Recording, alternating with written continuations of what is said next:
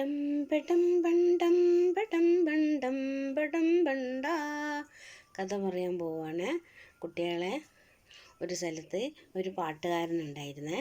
അയാൾ ഭയങ്കരമായി പാടുമായിരുന്നു. പക്ഷെ അയാളെ പാട്ട് ആരും ശ്രദ്ധിക്കില്ലായിരുന്നു. അയാൾക്ക് ആകെ ടെൻഷനായി. ആരെങ്കിലും ഒന്ന് പാടി കേൾപ്പിച്ച് ബോറടിപ്പിക്കണം എന്നുള്ള ചിന്തയായിട്ട് അയാൾ നടക്കുകയായിരുന്നു. പാട്ട് ബോറടിക്കെങ്കിൽ അയാളെ ആവശ്യത്തിൽ അയാൾ വിചാരം അയാളെ പാട്ട് നല്ല പാട്ടാണെന്നാണ്. അങ്ങനെ അയാൾ ദൈവത്തിനോട് പറഞ്ഞ്, ദൈവമേ, എൻ്റെ പാട്ട് കേൾക്കാൻ ആരുമില്ലല്ലോ, എനിക്ക് എൻ്റെ ഹാർമോണിയം അടിച്ചൊരു പാട്ട് പാടാൻ പറ്റിയാൽ എത്ര നന്നായിരുന്നെന്ന് പറഞ്ഞ് അയാൾ ഇങ്ങനെ വിഷമിച്ച് നടന്നപ്പോൾ കുറേ ദൂരം അയാൾ നടന്നു പോയി. അങ്ങനെ ഒരു സ്ഥലത്ത് എത്തിയപ്പോൾ അവിടെ ഒരു തീരെ ഉയരം കുറഞ്ഞ ഒരു പ്ലാവ് കണ്ടു. ആ പ്ലാവിൻ്റെ മുകളിൽ നിറച്ചും നീളത്തിലുള്ള ചക്കകൾ തൂങ്ങിക്കിടക്കുന്നു കണ്ടു. അപ്പോൾ അയാൾക്ക് നല്ല രസം തോന്നി.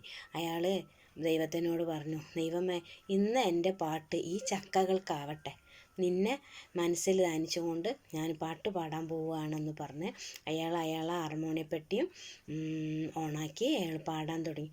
സസ്സനി സസ്സനി നിരി സനി ദ പമഗ നിന്നിത നിന്നിത ദ സനി ദ പമഗ മപദനി സാ മപദനി സാ മപദനി സാ.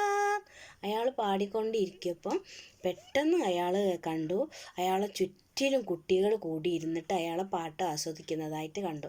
അയാൾക്ക് വളരെ സന്തോഷം തോന്നി. പക്ഷെ അയാൾ പ്ലാവിലേക്ക് നോക്കിയ സമയത്ത് പ്ലാവിൽ ഒറ്റ ചക്കയും കാണുന്നില്ല. പ്ലാവ് ക്ലീനായിട്ട് വെറും ഇലകളുള്ള കൊമ്പുകളായിട്ട് കണ്ടു. അയാൾ ബാക്കിയുള്ള പാട്ട് തുടർന്നു.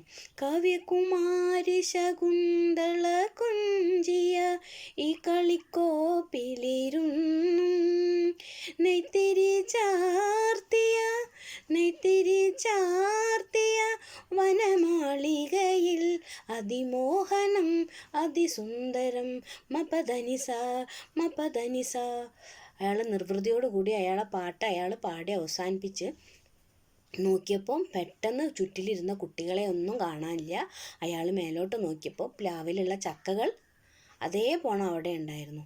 അപ്പോൾ അയാൾക്ക് മനസ്സിലായി, ദൈവം വളരെ സ്നേഹമുള്ളവനും നമ്മളെ ആഗ്രഹങ്ങൾ സാധിപ്പിച്ചു തരുന്നവനാണെന്ന്. അയാൾ നിർവൃത്തി പൂണ്ട് അയാളെ പാട്ട് അവസാനിപ്പിച്ച് അയാൾ വീട്ടിലേക്ക് മടങ്ങി. അടുത്ത കഥയായിട്ട് വരുന്നവരെ ടം പടം ബണ്ടം പടം ബണ്ടം പടം ബണ്ട.